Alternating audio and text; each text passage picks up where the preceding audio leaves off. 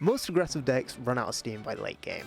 This one only gets stronger. Red-Blue Ace is a deck built around constant pressure, non-stop card draw, and some absolutely terrifying finishes that can end a game in a single turn. Today I'm going over my Red-Blue Ace deck, explaining how it works, why certain cards are so important, and how this deck can keep up pressure from the very first turn all the way to the end game. The main idea of this deck is pretty simple. We want to apply pressure early, keep drawing cards, and then finish the game with massive late game threats like Edward Newgate and Gol D. Ace's leader effect is really important here. With one Don, Ace lets you draw when you take damage, or when one of your big 6000 power characters gets KO'd, which means the deck can stay aggressive without completely running out of cards. Early game, the key card is Killer. Killer is only one cost, but once per turn, he can give a rested Don to your leader or a character card, which helps you keep pressure even when you've used all of your Don. Cards like Vista, Centomaru, and Marco are here to keep the board stable. You're not just rushing in blindly, you want to build a board that your opponent has to answer. And if they do answer your big bodies, Ace rewards you with extra cards. The mid game is where this deck starts to become really annoying. Yamato, Mihawk, Shanks, and the different Ace cards give you strong bodies to pressure life, while also forcing awkward trades from your opponents. This Ace card is your main damage play at this stage. Red-Blue Ace only has 3 life, so this Ace card will always have the rush ability. This, paired with his ability to return up to one of your opponent's characters with a cost of 5 or less, makes him an amazing mid-game play. Then, in late game, Edward Newgate and Gol D become your win conditions. These are cards that can completely swing the game back in your favour, even against opponents running their own heavy hitters. And that's where the most important card in this deck comes in. I Am Whitebeard. For only 8 Don, this event card lets you cheat Edward Newgate directly onto the field, effectively allowing you to enter late game a full turn earlier than your opponent. That tempo swing alone can completely change the pace of the match. On top of the effects that you get just from playing Edward Newgate, this card also lets you take a life to give your leader plus 2000 power until the end of your opponent's next turn. Personally though, I rarely use this effect, mainly because Red-Blue Ace already has such low life. Most of the time, Ace's other effect, which lets you trash one card from your hand to give one of your opponent's leaders or character cards minus 2000 power, ends up being far more valuable during important trades and removal turns.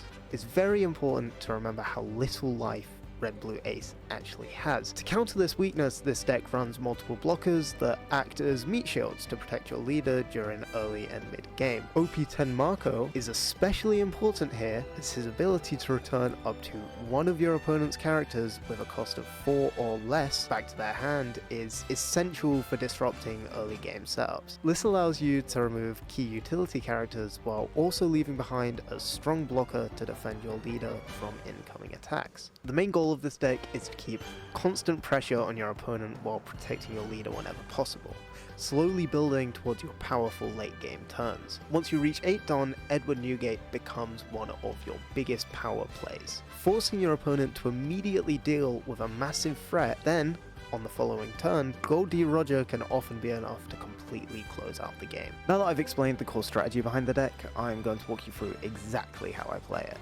Let's head over to the sim so I can break down the decision making and overall game plan.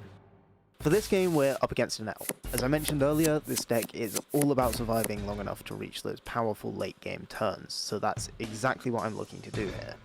My opening hand gives me a couple of early bodies, so I decide to put them straight onto the board. I'm not looking to do anything fancy yet, I just want to establish something that can either protect my leader or force my opponent to spend resources clearing it.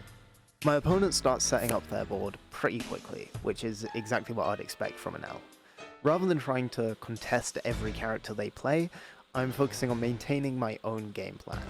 If I spend too much time dealing with every threat individually, I'm only going to slow myself down. I use my blocker here to protect my leader. With most decks, I would take the hit, but Red-Blue Ace really doesn't have that many life cards, so I need to block or counter as many attacks as I possibly can. This Marco on turn 2 is huge. It's exactly what you want. He has quite a bit of power for this stage in the game, and his ability gives him a lot of value. At this stage, my priority is simply staying alive long enough to reach my power turns.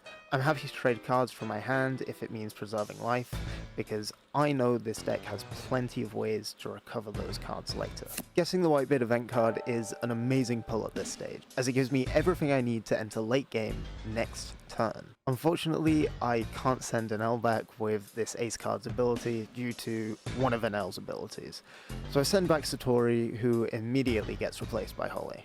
Now I have a stable board, I start putting pressure on life. The goal here isn't necessarily to deal damage immediately, it's to start forcing counters out of my opponent's hand. The sooner they start spending resources defending, the easier my late game turns become. As the game progresses, my opponent develops a fairly threatening board, and starts putting me under real pressure. This is where my deck's ability to generate value becomes incredibly important. Even when I'm losing characters, I'm still gaining resources, which means I'm never really falling behind. Eventually, we reach the point the deck is built for, 8 Dawn. Just like I mentioned earlier, this is where I Am Whitebeard completely changes the pace of the game. Instead of spending a turn developing, I'm able to immediately establish a huge threat while continuing to apply pressure. From this point onwards, my opponent is the one being forced to react. Even though Enel continues building their board and threatening lethal damage, every turn they're spending more and more resources dealing with my attacks. The longer the game goes, the more the advantages start stacking in my favour. At this point, I need to fill my board with as many blockers as I can. My opponent has 3 10k power Enels and his leader card.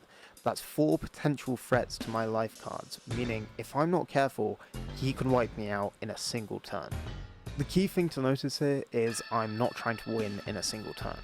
I'm making my opponent answer threat after threat, mainly focusing on their leader, knowing that eventually they'll run out of cards before I do, and that I have enough defensive abilities in this deck to keep my leader safe until that point. Even with my best efforts, I still take damage, putting me in an extremely vulnerable position. After barely surviving another turn, I am able to set up a second huge push.